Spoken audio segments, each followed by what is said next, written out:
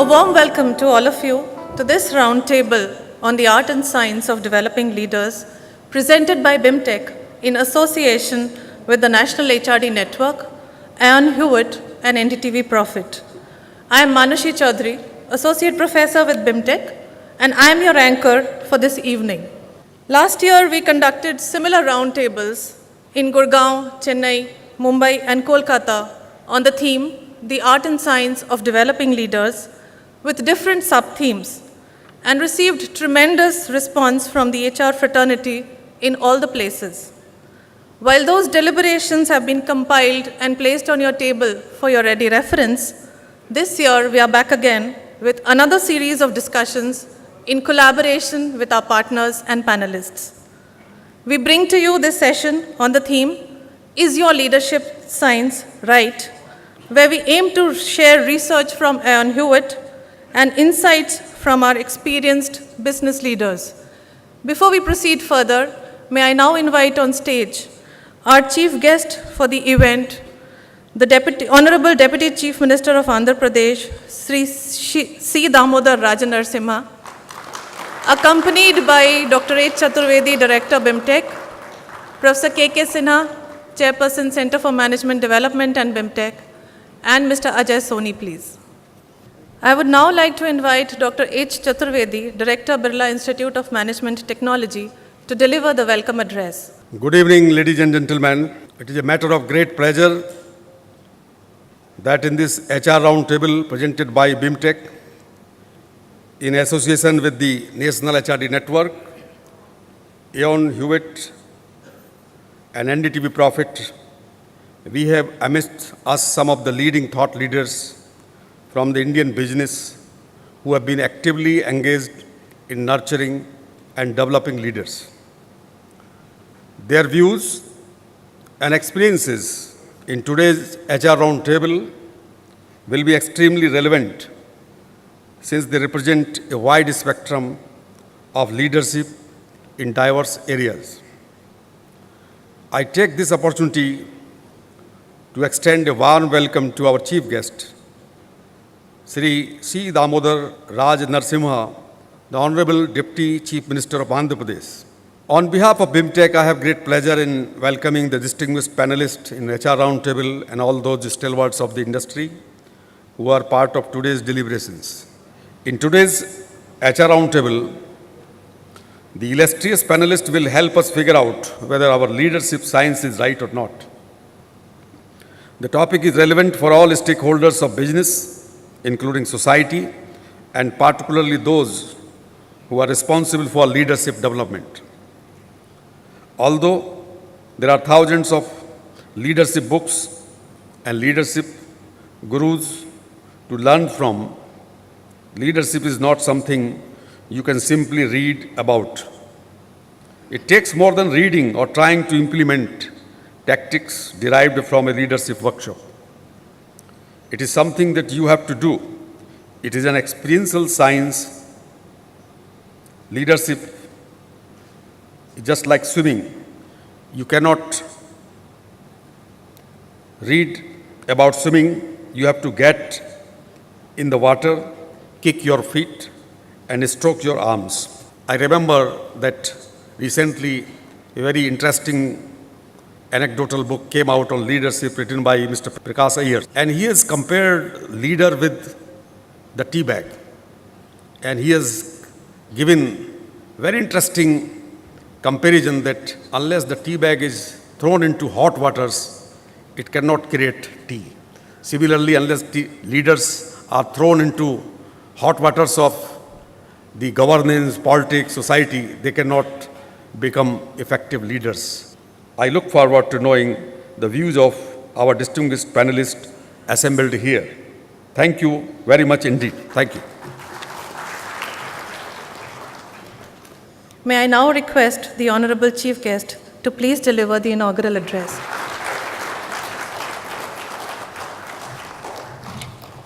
Good evening to one and all. Let me first say, it is a great opportunity and an experience. We are in a different field, you are in a different field. I do not know whether I am a I belong to the art of leadership or science of leadership.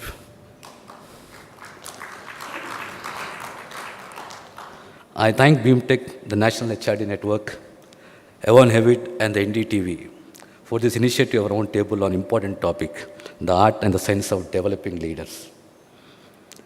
I am delighted to bring in my perspectives and my experiences on the topic of art and science of developing leaders. There are two issues here. That is the art of leadership, science of leadership. Art of leadership is the inborn quality of a leader. Science of leadership, nurturing the inner potential to become a successful leader. The main question is your leadership science right? Let me not quote the great global thought leaders or bring in the researched inputs. Let me share my experiences as a public representative, both as an MLA, a defeated man, and as a minister also. Leader or leadership development is most read and least understood. Human resources is to bring into practice the innovative and creative ideas. Change is the only thing which is always constant. Change is the only thing which is always constant. Leaders need to scan the environment and adapt the required changes and bring the changes constantly to sustain and succeed the plans. Leadership at the state level, organizational level, functional level, team level, and individual level are important for effectiveness to create value addition. Let me emphasize the subject, that is state as an organization. Andhra Pradesh state or in future Telangana state. State as an organization, me as an individual, and a leader in the state for leadership development. As a leader, I deal with both masses and classes. That is, general public, employees of both public and private sector, bureaucrats, and next level leaders. As a leader, I expect the leaders should focus on key deliverables to achieve the goals. In my experience, I found in the government, having conflicting thoughts and lack of clarity, habit of procrastination, which is the most common. Ego first, activity next. The indifference and the low skill of execution to achieve the goals. Like all of you in corporates, we also prepare a strategy. We also got a budget, deploy the same to achieve the goals, conduct surveys, and also review the same at regular intervals to know the leadership development. To raise the bar of performance, we have identified the competencies that are to be developed to enhance the effectiveness and the efficiency to achieve the goals. It is an opportunity, it is an experience.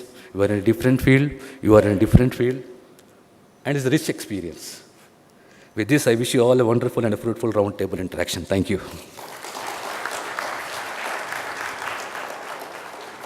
Thank you so much, sir, for making it to this event and adding so many perspectives to this discussion. Now, may I please request Ms. Radhika Gopalakrishnan to join me on stage for our keynote session.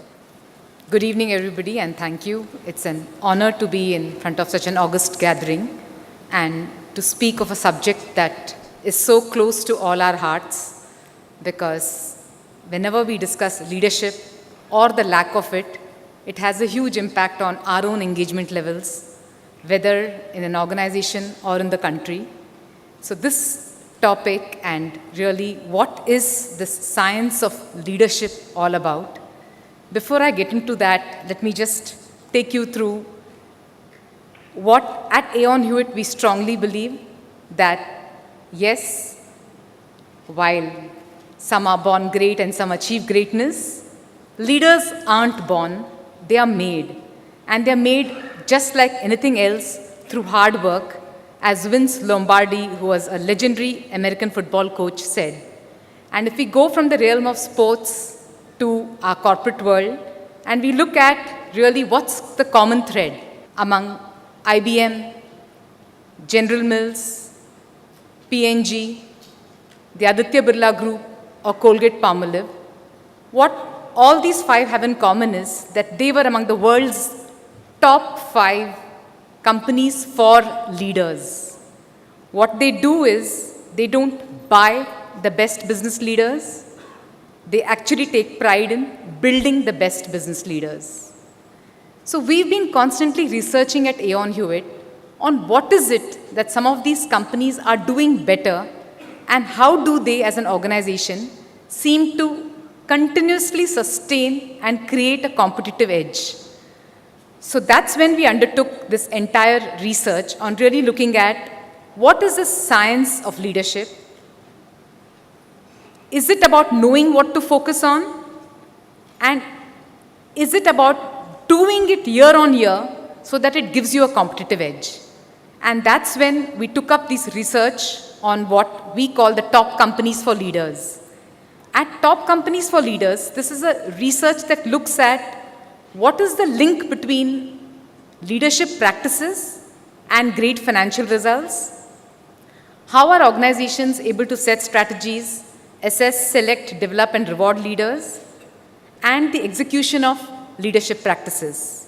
This was the invite as well, which we had sent out, and this is Warren Bennis, who's considered a foremost thought leader and advisor to 4 US presidents, that the most dangerous leadership myth is that leaders are born, that there is a genetic factor to leadership. The myth asserts that people simply either have certain charismatic qualities or not. That's nonsense. In fact, the opposite is true. Leaders are made, and they are made through as much sweat, blood, hard work, like anything else that we put our passion and effort in. So with that, I'm going to hand over to the distinguished panel, and thank you very much.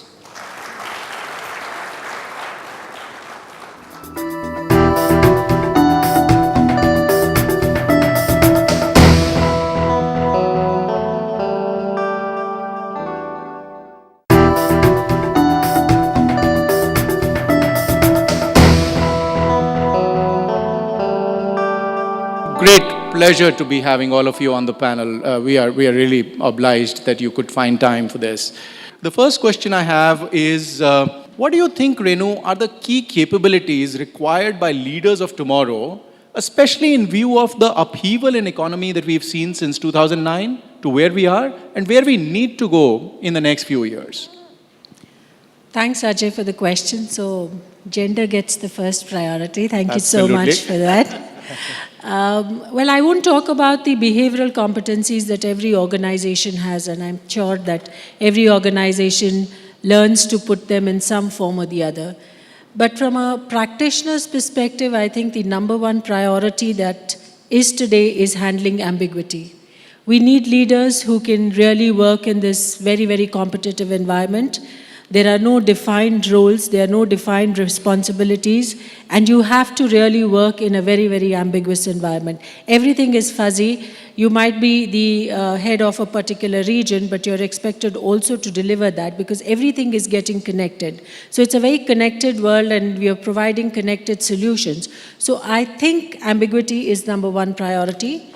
Number two for me today is the ability to think out of the box. I think innovation comes as a number two priority because, people who tested with what they did in the earlier times might not succeed today. So you have to continuously, alternately think, you have to decide, you have to take decisions. So for me, innovation is a number two priority. Number three, what I think leaders need to develop is a generational intelligence because as an economy today, we are going to enter into an age where we are going to deal with different kinds of people, the X's and the Y's and the baby boomers. And baby boomers might just fade away after some time. So the ability of the X and the Y's to work together is going to become, and I think Radhika called it the generational agility, I call it generational intelligence. And number four for me is around the connect, the leader connect, because I feel communication, we use it very loosely. Communication is more from your mouth, but connect is more from the heart. And when we say leadership, we are talking about art and science. So the art is from the heart, and your real communication is from the head. So when you talk about a holistic leader, I feel these are the four broad things that I would probably think leaders of tomorrow need to have. Great, thanks, Dr. Renu. Dina, you would like to share your views on this? Sure, Ajay.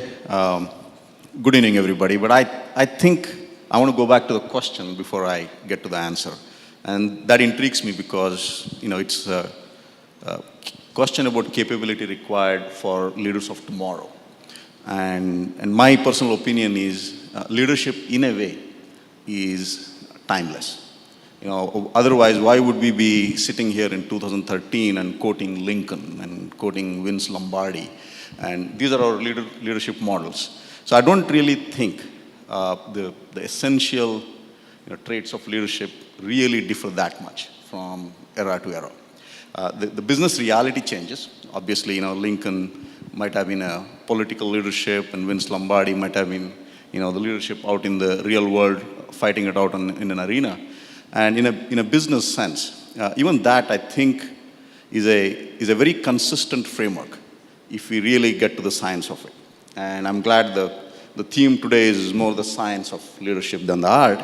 And if I look back, we as leaders in business, we are worried about one or more of the three things, essentially. We want quality revenue for our companies. We want to be optimizing cost in a very smart way all the time. And I think the key is not reducing the cost, it's optimizing the cost. And the third one is probably the most interesting, is we're expanding the horizons of the business one way or the other. And we are either getting into new markets, new products, new services, and embedded in that expanding the horizon is essentially getting new leadership into the organization all the time. Otherwise, how else would you get to the higher quality revenue, better optimized cost, better access to the growth areas? In the end, what gets you the competitive difference is the differentiation on the human capital. And what makes the biggest impact on the human capital is the quality of leadership. And that, I think, is really the question. So what are those then? The qualities that will be essential to differentiate, if not for tomorrow, 10 years from now. And you again have to go back to the basics. How is it that people can make differentiation on the quality of revenue? How is it that people can smartly optimize the cost, not for this quarter, not for this year, but they're seeing 6 years from now, 10 years from now, saying, you know what, I will do this today that no one else can get to 10 years from now. And I think that's essentially my view of that. Great, very insightful, Deena. Ravi, your thoughts? Yeah. So, good evening, everybody. I would like to bring in the two important industries. Then I will state these are the competencies required for the leaders. Yeah. So, anything in general, because competency required for each industry is different. When you want to bring in the perspective and relate yourself and align yourself, and how you want to deploy the complete processes and the systems to deliver the required targets. So, keeping this as a context, I personally feel the most important competency in the manufacturing and infra and the construction industry is required. The strategic thinking and planning, relationship building and networking, and managing and leading the change. Another important parameter here is values and ethics. If you see the values and ethics in the manufacturing and construction, the manufacturing industry, they can bring in and practice their values. But in the construction industry, it's more of networking with the government bodies. Whether you really practice the values is a very difficult process. So what kind of value and integrity and ethics that you want to put in place is very, very important. If you really want to lead from front and want to make the people to follow you, if these ethics and values that you practice in getting the projects from the government and taking care of some of the important parameters that they need to manage to get the projects, if somebody comes to know at the junior level, they don't even appreciate what kind of ethics and values that we are practicing in the organization. In a nutshell, I feel strategic thinking and planning is the most important one. Leading and managing changing is the second important one.